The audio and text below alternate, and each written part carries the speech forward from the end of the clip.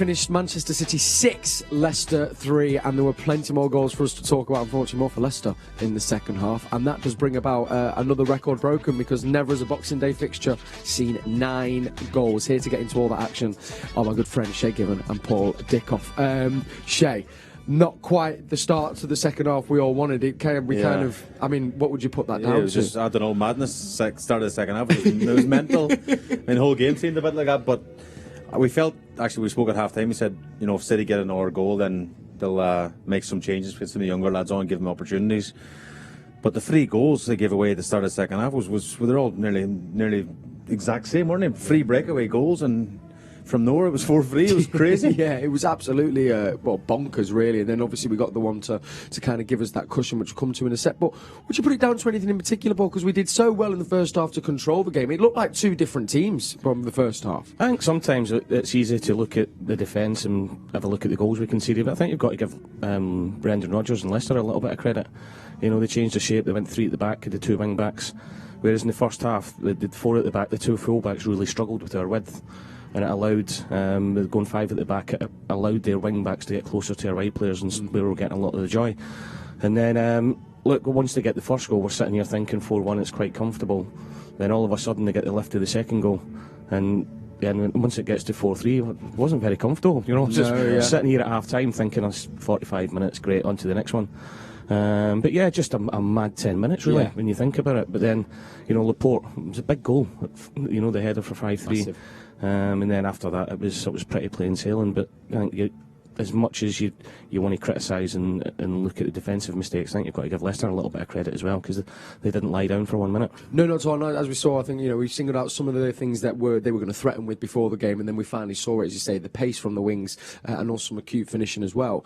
But the question maybe that some people ask, I know, you know, some City fans might be going, do you think it was kind of in the City players' head possibly like, this game's done? Because it felt a little bit like that kind of watching it. I mean, from a manager, and Paul's been a manager, might tell you better, it's the mindset to try and go out at half time and tell the lads it's 0-0 second half, let's do the same again. But the lads are human beings, you know, so they're 4-0, they'll be coming out second half thinking, oh, this game's over, and they're not subconsciously thinking that, and think we just go out, keep the ball, we'll sail second half. But goals change games really fast, and as Paul says, we got the first back, they got the second, the momentum was all we Leicester in, and you can see, you get the feeling around the stadium, we're here, like, and you could see people looking around, like, what's going on here? They're getting a bit nervy, like, you know, because it was gone from so easy to getting really, really tight, you know. So as you say, Paul, the Port header from the corner again was a bit of a relief to get the 5th one, to give them a bit of a cushion again. And I thought probably Leicester were unlucky today. They're defensively really poor in set plays. Yeah, I think 3 of our goals come from set plays. 1 was a penalty, obviously, and then 2 the last goal, and again a corner, and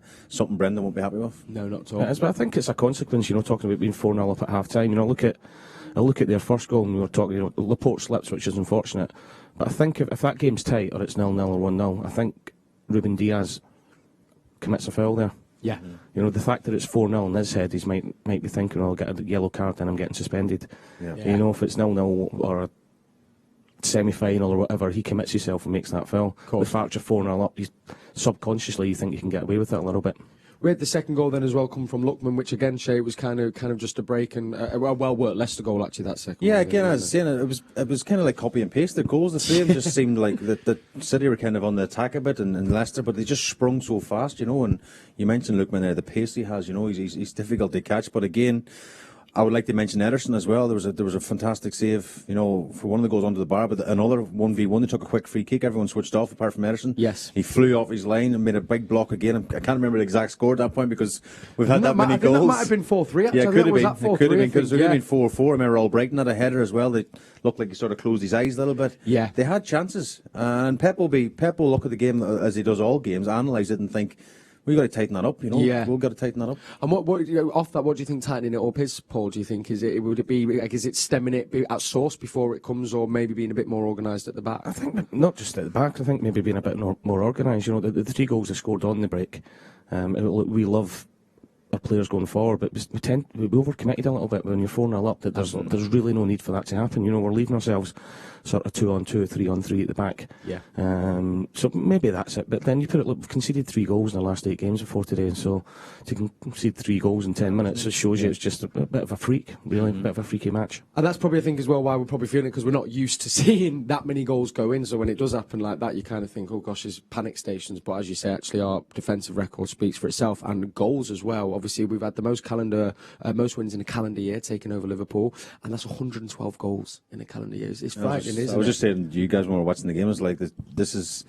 You pay your money to come and watch this. Even a neutral fan, any fan to come and watch football would come today and go, my goodness, I'm going home. I was entertained today. Like, you know, it was just an absolutely brilliant game. And, 112 goals in a calendar year. I mean, that is just absolutely phenomenal. And then we all talk about there's no number. They haven't got a striker. They might have a striker and many goals to get. But, no, I mean, the goals are coming from all over the park. Everyone's chipping in, and it's great to see. It is. I think my brother sent me a text. Well, there might be a few sore heads out there after Christmas, and he said, if this doesn't cure a hangover, I don't know what will, which I thought was genius. Or could make it worse tomorrow. Celebrating tonight again. That's true. Then we had, of course, they got it back. Laporte header, as you say, and then Raheem Sterling, who actually got the man of the match here in the stadium, and deserved, do you think, Paul? Yeah, I did say at half time that he's the last sort of 10 games or whatever it is, he's really stepped up to the plate. You know, back looking a real threat, creating chances, and more importantly scoring goals, another 2 today, and quite rightly the man of the match. Yeah, and I think as well, if we're looking at the team now, we seem to have got those few players that were just trying to find form. Again, Kevin De Bruyne obviously on the score sheet, Raheem, Mahrez as well is kind of always looking on tip-top form, so it seems to be coming at the only thing you would say is they're probably in a good position at half time to maybe get the 5th goal and bring some of the younger players off the bench, because it was only Kevin De Bruyne. He managed to rest. Foden came on for him, and he would have probably liked to make a few more changes, but because it was just such a mad game and it was really tight for long periods of the second half, he couldn't actually make them changes, Pep, you know, so he'll be disappointed at that, because we always talk about the busy schedule over the festive period, you know, so that's the only probably downside. He could have got more players off the bench. Yeah. I think Pep, being as intense as he is and as brilliant as he is, a little part of him might be quite happy that that's happened.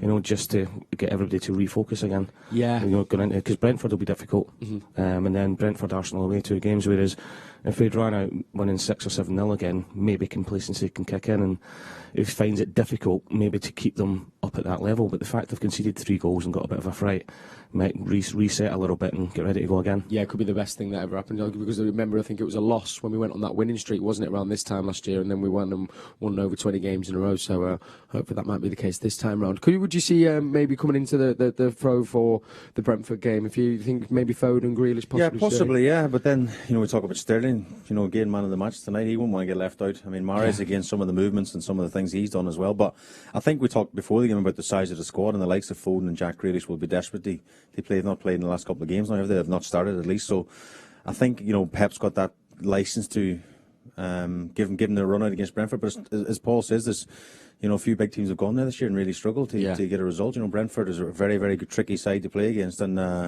it won't be an easy game. No, do you think we'll have to change slightly the way we play at all, Paul, for Brentford? Because they seem to have, like you say, they've hit that form now and they've kind of settled into the league, haven't they?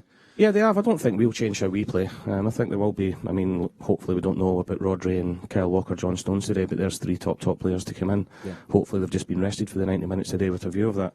The one thing Brentford do pose and will be a threat at is set pieces, you know, and I know for a fact it's something that they work a lot on. So I think, like any away game, isn't it, really, when Manchester City go there, the first 15-20 minutes, just don't give the opposition team a chance, kill them off with the possession that we do, and get set pieces sorted. It'll be a tough game, but yet again, I fully expect us to go down there and win. Couldn't agree more, gents. Right, before we wrap up here on Matchday Live, it's time to reveal the answer to Cryptic City.